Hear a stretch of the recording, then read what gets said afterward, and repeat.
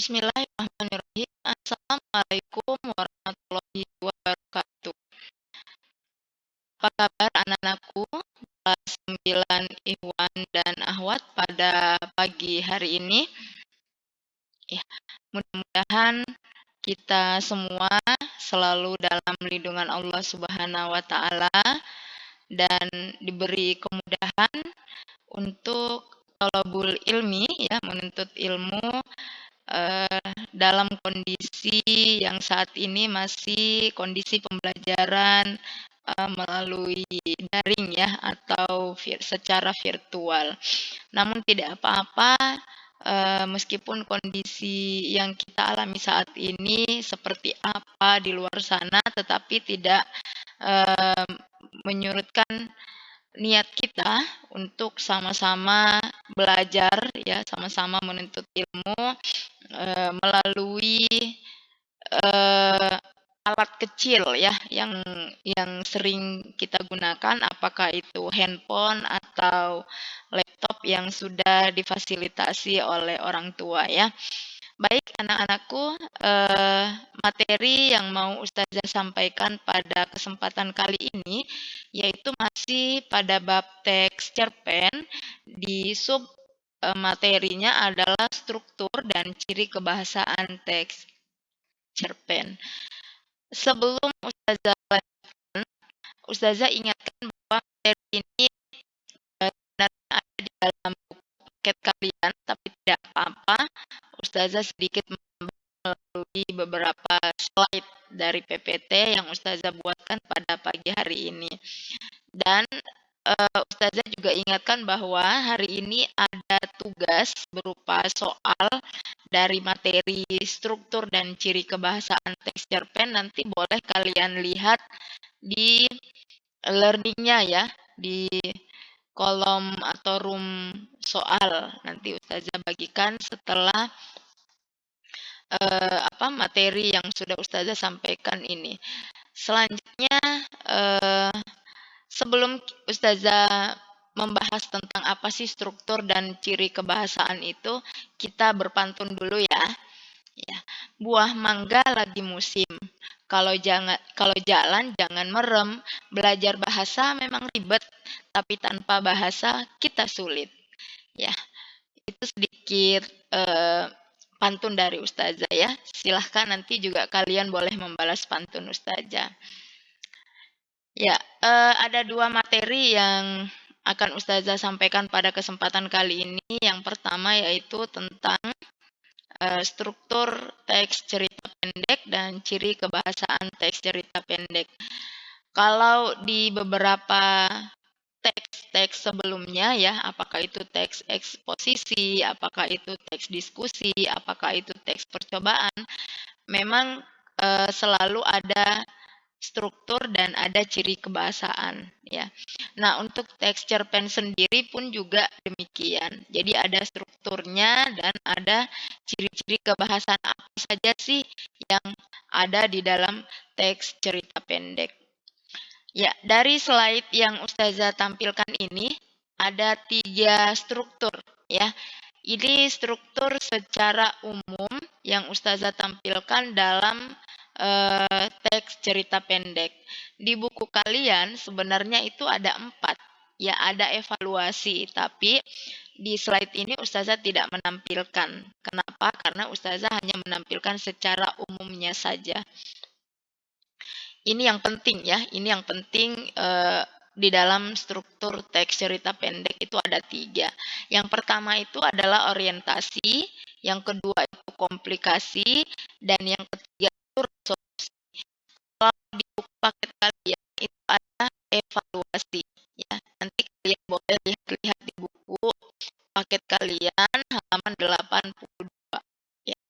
Untuk orientasi itu sendiri berisi pengenalan tokoh dan latar cerita. Jadi orientasi itu isinya adalah pengenalan tokoh dan latar ceritanya di mana.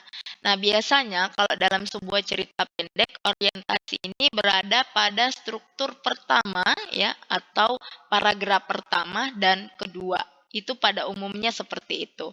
Tapi tidak semua cerita pendek itu hanya satu atau dua paragraf orientasinya, ada yang tiga, ada yang hanya satu. Ya, jadi dilihat dulu kutipan atau kalimat-kalimat yang ada dalam cerpen tersebut. Apakah orientasinya ini hanya satu paragraf, dua paragraf, atau lebih. Ya, seperti itu ya. Kemudian yang kedua adalah komplikasi. Nah, komplikasi ini berupa konflik ya, reaksi tokoh dalam cerpen terhadap konflik. Tahapan perjalanan konflik dimulai dari munculnya konflik hingga konfliknya itu memuncak ya. Kalau dalam sebuah cerita pendek tanpa konflik itu atau tanpa komplikasi itu eh, tidak seru ya. Jadi memang dalam karya sastra komplikasi ini penting. Komplikasi ini atau konflik ini biasanya ada dua, ada konflik secara batin ya, ada konflik dengan tokoh yang lain, antara tokoh yang satu dengan tokoh yang lain. Nah ini yang biasanya buat seru ya, dalam cerita itu seru kalau terjadi konflik. Nah, kemudian yang ketiga adalah resolusi. Nah, resolusi ini adalah tahapan akhir ya, yaitu upaya pengarang untuk mengungkapkan solusi dari berbagai konflik yang dialami si tokoh. Nah, jadi ada penyelesaian ya. Jadi ada tahapan penyelesaian. Nah, kalau di buku kalian sebelum masuk tahapan resolusi itu ada tahapan evaluasi. Jadi tahapan evaluasi itu tahapan yang eh, ditandai dengan adanya konflik yang sudah mulai diarahkan pada pemecahannya. Jadi sebelum ending ceritanya itu ending, ada tahapan evaluasi dulu ya. Mulai misalnya konflik si A dengan si B itu sudah mulai ada muncul penyelesaian ya, mulai sudah muncul perbaikan, mulai sudah muncul eh, apa namanya kebaikan antara tokoh yang satu dengan tokoh yang lain. Nah di resolusi ini adalah endingnya, ya, ending cerita. Nah boleh nanti kalian tengok-tengok di buku kalian ada di halaman 83 itu cerpen keadilan karya Putu Wijaya. Di situ sudah ditandai ya, sudah diberi tanda yang mana eh, yang termasuk struktur orientasi, yang mana yang termasuk struktur komplikasi, yang mana yang termasuk struktur evaluasi, dan yang mana yang termasuk struktur resolusi.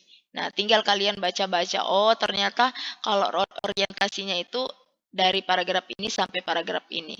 Sekali lagi Ustazah sampaikan, sekali lagi Ustazah ingatkan bahwa pada bagian-bagian struktur, setiap cerpen itu berbeda-beda. Nah, kebetulan untuk di struktur cerita atau cerpen keadilan yang ada di buku paket kalian halaman 83 orientasinya 2 paragraf.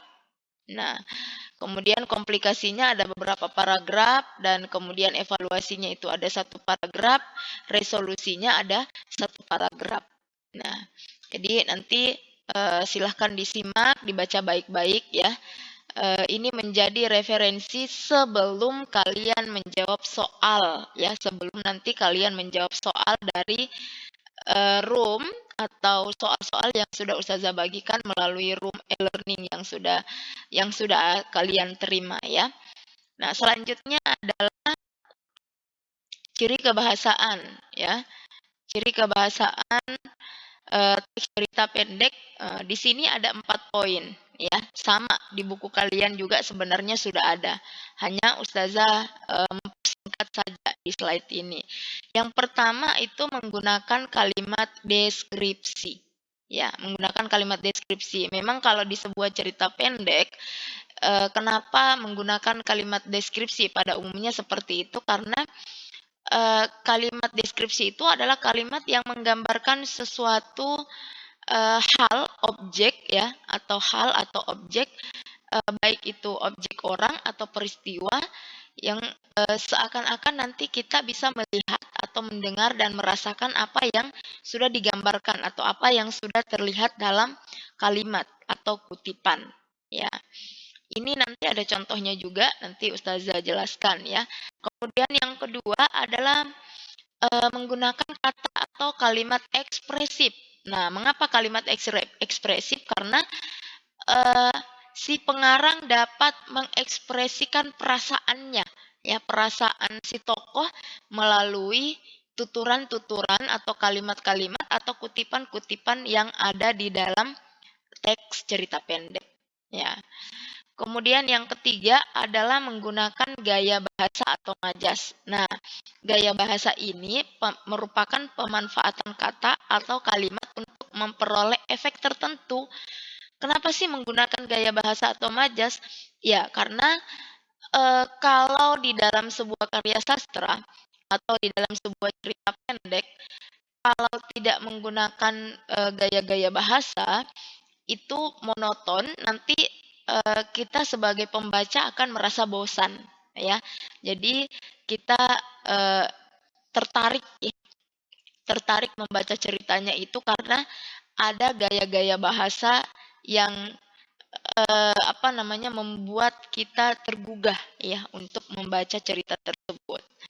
Nah, kemudian yang terakhir adalah menggunakan dialog. Ya, namanya juga cerita pendek, ya. Namanya juga karya sastra, tentu ada dialog. Ya, dialog ini atau biasa juga disebut dengan percakapan. Ya, percakapan yang terjadi antar tokoh, ya. Selanjutnya contoh, ya, ada contoh yang Ustazah tampilkan terkait kalimat-kalimat atau ciri kebahasaan di dalam sebuah cerita pendek. Nah, salah satunya adalah contoh kalimat deskriptif. Nah, itu Ustazah ambil dari kutipan-kutipan cerita pendek yang ada di buku kalian. Kalau penggambaran latar, ya latar sudah kalian tahu, ya, latar itu ada 3, ada latar tempat, ada latar suasana, dan ada latar waktu. Ya, ada 4, ya, yang sudah kita pelajari. Ada latar sosial juga. Nah, di sini Ustazah kasih contoh, listrik sudah 4 tahun masuk kampungku dan sudah banyak yang dilakukannya. Nah, mana yang termasuk penggambaran latar? Ya, sudah 4 tahun, ada juga masuk kampungku. Jadi ada latar waktu dan ada latar tempat. Nah, begitu, ya. Kemudian penggambaran tokoh. Nah, wajahnya kasar-kasar seperti tengkorak, kulitnya liat seperti belulang, pipinya selalu menonjol oleh susur tembakau yang ada dalam mulutnya. Nah, ini penggambaran tokoh, salah satu yang Ustazah ambil dari kutipan di buku paket kalian. Kalau kita membaca penggambaran tokoh atau kutipan yang ada di sini, kita sudah bisa membayangkan, ya, wajahnya kasar-kasar seperti tengkorak. Nah, dari kutipan kalimat-kalimat seperti ini, kalau kita membaca, kita sudah bisa membayangkan, ya, oh, tokohnya itu seperti ini modelnya. Ya, tokoh yang lain itu begini modelnya, atau tokoh antagonisnya itu seperti ini. Nah, tokoh protagonisnya itu seperti ini. Tokoh tritagonisnya seperti ini. Nah, itu diambil dari kutipan yang dituangkan si penulis dalam kalimat-kalimatnya. Nah, sampai di sini. Nah, selanjutnya contoh kalimat ekspresif. Nah, contoh kalimat ekspresif ini dia mengekspresifkan tindakannya, ya. Seperti minggat, ayo minggat, teriak Mbah Danu dengan amat murka dan dengan tendangan jitu.